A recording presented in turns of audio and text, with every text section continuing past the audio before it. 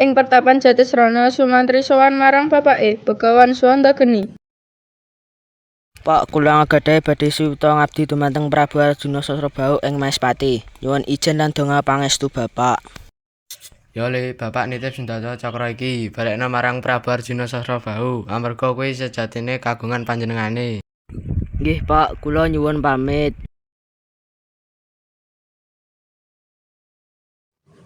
Ing tengah dalan Sukrasana mlayu ngoyak Sumantri.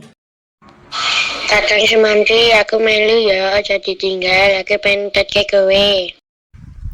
Kowe keri wae ya. Wis mrene kowe tak kancani men kowe bisa turu dhisik. Ing negara Maespati, Prabu Arjuna Sasrabau lagi ngrembugake anggone Mpu Sayembara. Aku pengen melu mboyong Dewi Citrawati, sapa sik bisa? Kula mboten.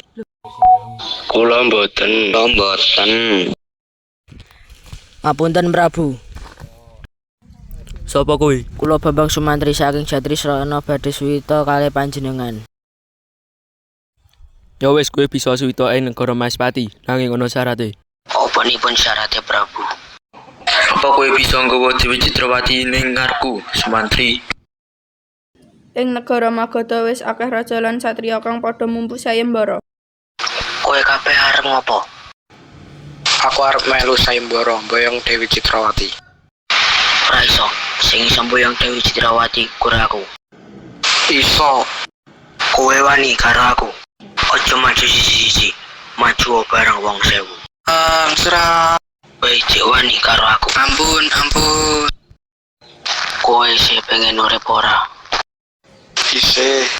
Pasrahna putri-putrimu marang aku. Sendika dawuh. Wah, saya Brajawa bisa tak kalahke. Kini aku ndadak suwita marang Prabu Arjuna Sasrabau. Mending tak kalahke wae wong. Prajurit, pasrahno layang iki marang Prabu Arjuna Sasrabau. Sendika dawuh. Prabu Arjuna Sasrabau, kowe wani apa ora nampa tantanganku? Tak tampa yen kuwi karepmu. 3 dina 3 wengi perang ora rampung-rampung. Wis tak pungkasi wae perange saiki. Hi Sumantri, kowe wani nggunakake senjataku. Sawangen sapa sejatine aku? Sumantri, balikno senjata cakra kuwi marang sidaku, lan kowe bakal tak pateni. Wes mandek aja dipateni, sek mateni Sumantri udu kowe bali dadi wujud aslimu. Hi Sumantri, aku ora nampa suwitamu. Kowe bakal tau mati. Coba kowe bisa mindahke Taman Sriwedari. Kang Sumantri, jebul kowe ana ning kene to, kok ketok susah banget ki napa iki? Sukrasana, aku diutus Prabu Arjuna Sasrabau mindah Taman Sriwedari ning alun-alun kraton. Aja nangis Kang, aku bakal bantu kowe mindah taman iku nganggo kasegelanku. Nanging yen taman iku pindah, aku pengen melu kowe ing Maespati. Janji ya Kang. Iya Di, aku janji.